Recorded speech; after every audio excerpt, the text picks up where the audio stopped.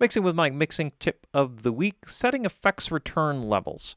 When working with effects and effects returns, there are some interesting principles that or basic ideas, I guess, not necessarily interesting principles that I like to apply when working with effects.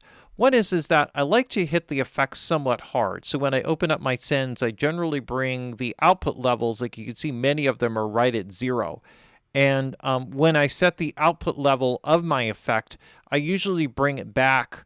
I may start with it at 0 to kind of tune in the effect, but I'll bring it back to kind of get, the basic level, or bring the output of this back in. And this sort of goes against the way a lot of people set up effects returns. The way a lot of people do it is they set up an effect like an EMT plate or something like that, which is what I have here. And then they feed bring the return in at 0, set the effect send level low, and then just kind of bring it up to the level that they want. And the problem with that is that most of the time you don't really get into the meat of the plugin. In other words, when calculations are performed, the more that it actually has to chew on, the more input level that's coming in, the more it can actually process the signal effectively. And this I always found to be true with hardware digital gear, not just with, and also analog gear, like reverb units like this EMT plate, which is an emulation of that. And they work more effectively and bring down the returns. This does a couple things. One, it gives you a better signal to noise ratio. Not really an issue with plugins for the most part, right? Some of them emulate the noise characteristics, but usually you can turn that off, so that's not a big deal. But you really want the plugin to really kind of work most effectively with the most amount of input signal level. So I'll set it up, I know it's too loud, and then I'll mix it back in to the music. So for example here, I have a snare plate. So I'm just going to start with this example here, and I'm just going to mute some of the returns, and then we're just going to...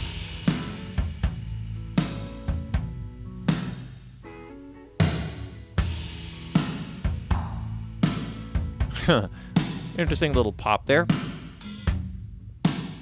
So now we have plenty of level coming into this plate, but it's way too loud. So how do I set the level for this plate? Well, one it is just basically what is the effect that I'm trying to achieve with it. So for this,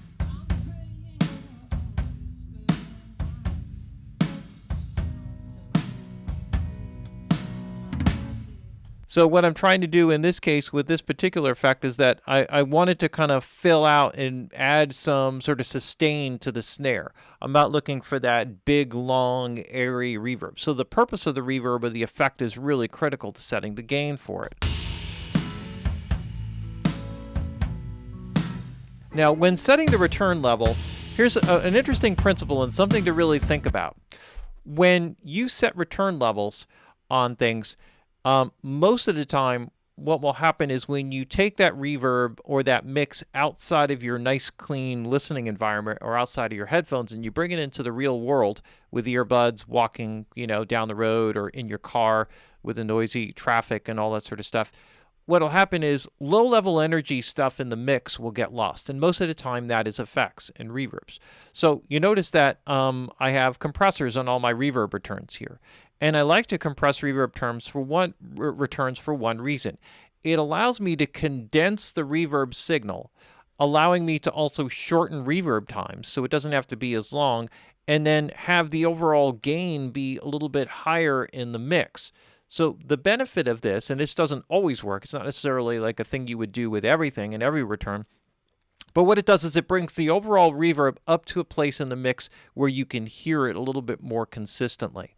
So one of the problems that you have is that most of the time if you want sort of a reverb and you want it to last, say, a quarter note in length, just for example, you may end up with a reverb that has like a 1.5 second reverb time, even though you know that maybe the total delay time of a quarter note is 500 milliseconds. So what gives? So what's the problem there? Well, the problem there is that you're not hearing the last second of that reverb because the total reverb time is how long it takes to decay by 60 dB, okay, which is a really long time. So compressing helps to condense that a little bit. Now, when you set the level, the way that I set it is I generally start with it, I mix it to the point where I like it, and then I see how much farther I can push it above that before it starts to sound too loud. And then from that point, I bring it back a little bit. So let's just do it here with this snare reverb.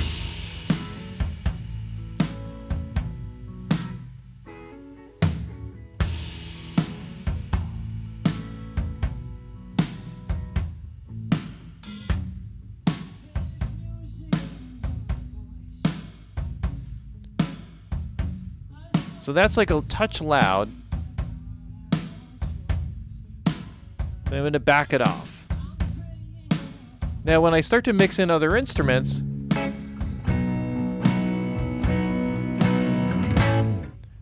you can hear how much you lose it. So now I'm going to kind of bring this up a little bit more. In this case, because I don't want it to be like some big long reverb that I hear in this particular case, but I want to feel it, so I'm going up a little bit higher. Now if I take the guitars out again,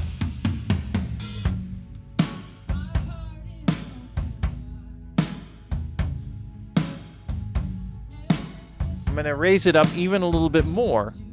So maybe this sounds a little loud in solo, but when I mix it in with the guitars,